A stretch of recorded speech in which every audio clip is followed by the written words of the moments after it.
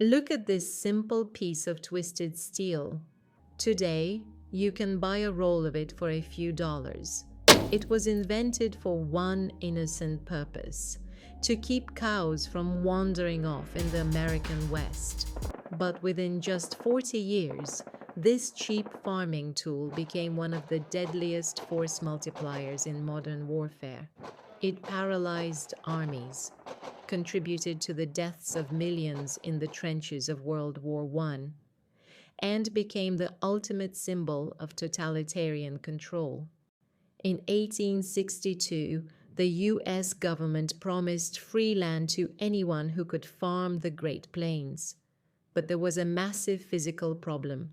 The West was an ocean of grass, with almost no timber.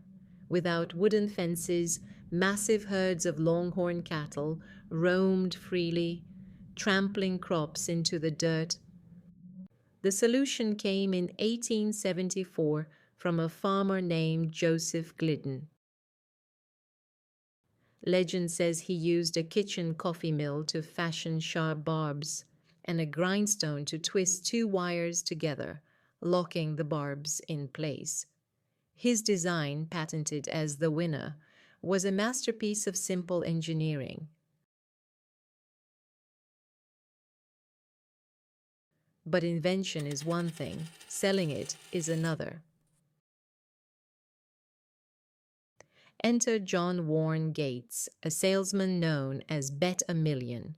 In 1876, Gates built a wire corral in San Antonio, Texas, filled it with the most aggressive Longhorns, and bet the locals the cattle couldn't break through his flimsy wire. The bulls charge, hit the steel thorns, and back down. Orders poured in. By 1880, factories were pumping out enough wire to wrap around the earth 10 times. But the taming of the West came with a devastating human and animal toll. During the winter of 1885, thousands of cattle instinctually migrated south to escape blizzards. They were stopped by endless miles of new barbed wire. They piled up against the fences and froze to death by the thousands in a tragedy known as the Big Die Up. For the Native Americans, the wire physically carved up their ancestral lands. They gave it a new name, the Devil's Rope. By the 1890s, the Devil's Rope moved from the pasture to the prison.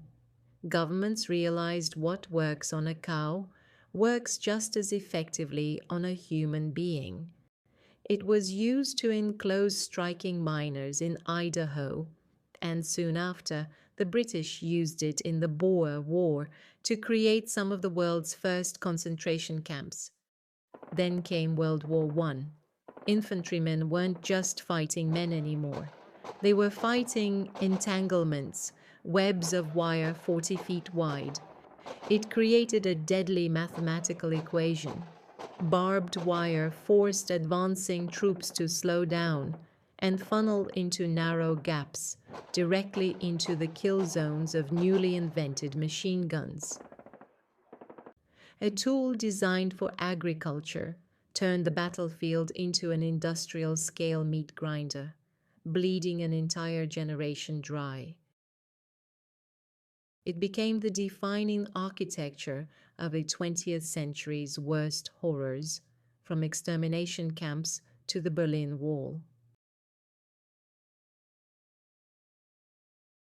Today, we still live in the world barbed wire built. In fact, if you buy a luxury Bentley car, the leather interior is sourced from cattle in Northern Europe. Why? Because those cows are never fenced with barbed wire, meaning their skins are completely free of scratches. To the farmer, it is protection. To the prisoner, it is the ultimate denial of freedom.